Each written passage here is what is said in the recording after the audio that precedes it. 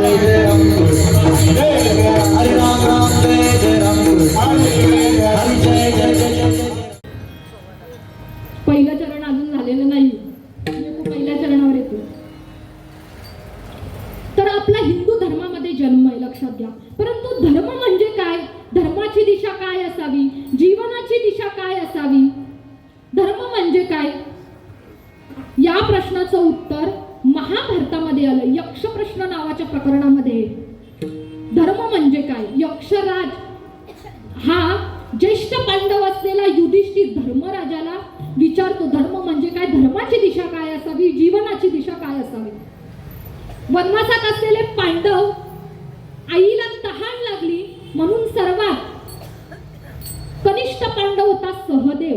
कोणाला तहान लागलेली, पांडवांची आई. कोण, पांडवांची आई कोण, कुंती माता, बरोबर. आईला तहान लागली म्हणून सर्वात कनिष्ठ पांडव होता सहदेव. आईने सांगावं मला तहान लागली, माझ्यासाठी कोणीतरी पाणी घेऊन या. सर्वात कनिष्ठ पांडव होता सहदेव. त्याने म्हणावं आई मी आत्ता जातो आणि तुझ्याकरिता पाणी घेऊन येतो, तू काळजी करू नकोस, मी आत्ता जातो. आत्ता जातो का ऐकावी चरित्र आम्ही पांडवांची, महापुरुषांची, संतांची, उत्तम पुत्र, उत्तम संतती, उत्तम मुलगा यांची चरित्र ऐकावी लागतील आम्हाला वेळोवेळी. सहदेवाने सांगितलं आई काळजी करू नको, मी आत्ता जातो आणि तुझ्यासाठी पाणी घेऊन येतो. सहदेवाने जावं, कमंडलू त्या सरोवरामध्ये बुडवावा आणि एक वार्ता त्याच्या कानावर आली. खबरदार म्हणाले, या सरोवरातलं पाणी तुला घेता येणार नाही, पिता येणार नाही. आधी माझ्या प्रश्नांची उत्तरं दे, तरच या सरोवरातलं पाणी तुला पिता येईल. सहदेवाने लक्ष नाही दिलं, ऐकलं नाही. तसंच कमंडलू सरोवरामध्ये बुडवला आणि त्या ठिकाणी मूर्छित होऊन कोसळला. मृतप्राय अवस्थेमध्ये सहदेव आहे. बराच वेळ झालेला सहदेव का येईनात म्हणून मागून नकुल गेले. नकुलांच्याही बाबतीत तेच घडलं. ऐकलं नाही, आईला पाणी हवंय, सरोवरामध्ये तो कमंडलू बुडवला, त्या ठिकाणी मूर्छित होऊन कोसळला. बराच वेळ झालेला नकुल आणि सहदेव काय येईनात म्हणून त्यांच्या मागोमाग भीम गेले. भीमांच्याही बाबतीत तेच घडलं. महाराज ऐकलं नाही, आईला पाणी हवंय, कमंडलू सरोवरामध्ये बुडवला, त्या ठिकाणी मूर्छित होऊन कोसळले भीम सुद्धा. बराच वेळ झालेली ही माझी तिन्ही भावंड काय येणार म्हणून अर्जुन गेले. अर्जुनाच्याही बाबतीत तेच घडलं. बराच वेळ झालेली माझी ही चारही भावंड काय येणार म्हणून सर्वात ज्येष्ठ पांडव होता धर्मराज युधिष्ठिर. ज्याची युद्धी स्थिर आहे त्याला युधिष्ठिर म्हटले, लक्षात घ्या. ज्याची युद्धी स्थिर त्याला युधिष्ठिर म्हटले.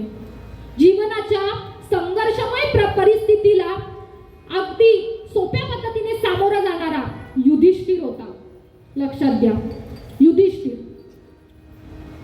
त्याने पाहिलं माझी भावंड कुठलाही अपराध नसताना इथं मृतप्राय अवस्थेमध्ये पडलेली आहेत. त्यांनी पाहिलं, त्यांनी हात जोडले, आजूबाजूला उद्देशून सांगितलं, हे स्थान देवतांनो, हे ग्राम देवतांनो, हे जल देवतांनो, ज्याने कोणीही काम केलं असेल तो माझ्या समोर येईल काय, याला म्हणायचं युधिष्ठिर. अत्यंत नम्रतेने सांगितलं, तो माझ्या समोर येईल काय.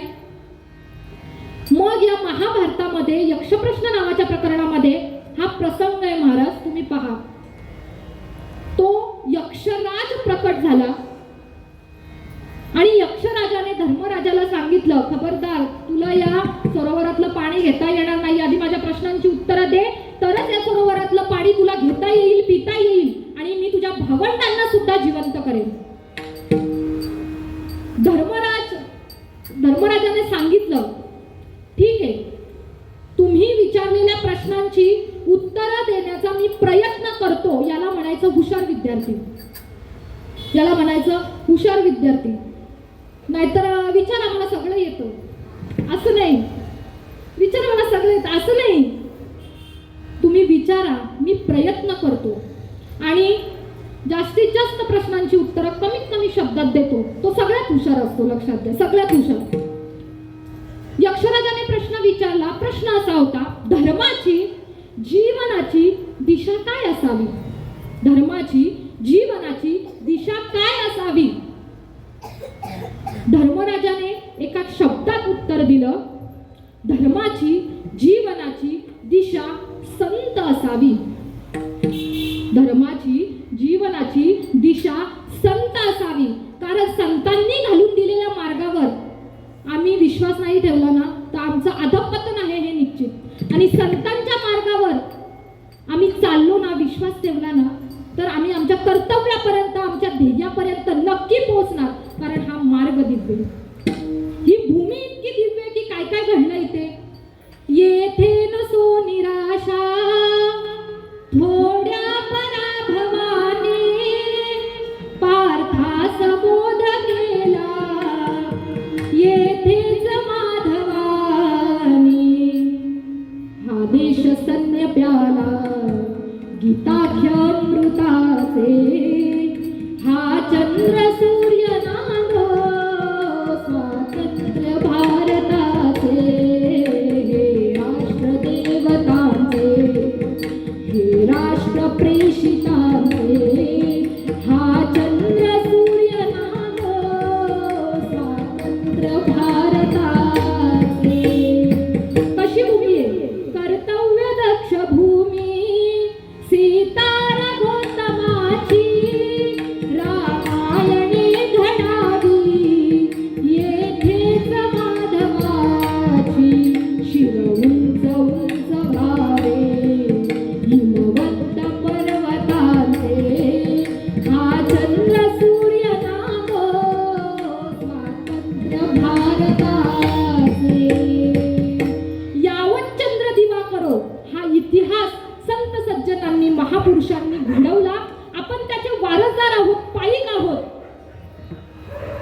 आपण आज या धर्ममंडपामध्ये आलोय, कशासाठी आलोय हो? जीवनाचं तत्वज्ञान साधण्याकरिता, साधनांच्या माध्यमातून काहीतरी साध्य करण्याकरिता. भगवंत जर प्राप्त करून घ्यायचं असेल ना या नरदेहाला येऊन, तर आम्हाला संतांचं ऐकावं लागेल, संतांवर विश्वास ठेवावा लागेल. किती विश्वास? आपण प्रपंचावर फार विश्वास ठेवतो, बरोबर आहे? प्रपंचावर फार विश्वास ठेवतो. प्रपंच फार कटकटीचा आहे ना, सोडवतच नाही आम्हाला. सोडवतो का? नाही सोडवत. म्हणून या धर्ममंडपामध्ये येताना मुखामध्ये फक्त नाम पाहिजे. आपण नामाकरिता या ठिकाणी आलेलो आहे, एवढंच लक्षात ठेवायचं. आपण या ठिकाणी नामासाठी आलेलो आहे, याचा विचार, दुसरा विचार करायचाच नाही. फक्त मुखामध्ये नाम पाहिजे. लक्षात घ्या, फक्त नाम पाहिजे. ही नामसाधना संतांनी आम्हाला सोपी करून दिली आणि त्यांनी अवघड घेतलं. निर्गुण उपासना केली त्यांनी, आपल्याला सोपं दिलं. हरिमुखे म्हणा, हरिमुखे म्हणा, पुण्याची गणना कोण करी. महिला मंडळ, आपण प्रपंचात बुडलेलो आहे, पार बुडलेलो सगळं. प्रपंच आम्हाला सोडवत नाही, पण प्रपंच करताना परमार्थाची जोड असावी. लक्षात घ्या, परमार्थाची जोड असावी. आपण पोळी करता, सगळे भाकरी वगैरे करता, स्वयंपाक आपण करतो दररोज, बरोबर आहे? करता ना स्वयंपाक. स्वयंपाक करता करता नाम मुखामध्ये आलं पाहिजे. पिठाचा गोळा घ्यायचा आणि म्हणायचं हरिमुखे म्हणा, हरिमुखे म्हणा. लाटायची, पुण्याची गणना कोण करी. गोळ झाली बघा लगेच भाकर, तव्यावर टाकायची. हरिमुखे म्हणा, हरिमुखे म्हणा, पुण्याची गणना कोण करी. असोणी संसारी जिव्हे वेगू करी. फुगली वेदशास्त्र उभारी बाह्या सदा. ज्ञानदेव म्हणे व्यासाची आपुना. द्वारकेचा राणा पांडवा घरी. लगेच आपल्या मुलाबाळांना खायला घालायची. हीच हरिनामाची भाकर जर तुम्ही आपल्या मुलांना द्याल ना, प्रत्येक घरामध्ये ज्ञानोबराय तुकोबराय जन्माला आल्याशिवाय राहणार नाही. दिवे लागण्याच्या वेळेला आपली मुलं हरिपाठाला बसलीच पाहिजेत महाराज. शुभंकरोती त्यांच्या मुखातून आलंच पाहिजे. एवढे संस्कार आपल्या मुलांना द्या. आज आपण तुकोबरायांचा अभंग या ठिकाणी घेतलाय. तुकोबरायांचं प्रापंचिक समाधान काय होतं? 18 विश्व दारिद्र्य होतं. नारा विटा मादा भागीरथी भागू 4 वर्षाची, ती 4ही भावंड 4 दिवस उपाशी असायची. प्रचंड उपासमार व्हावी महाराज.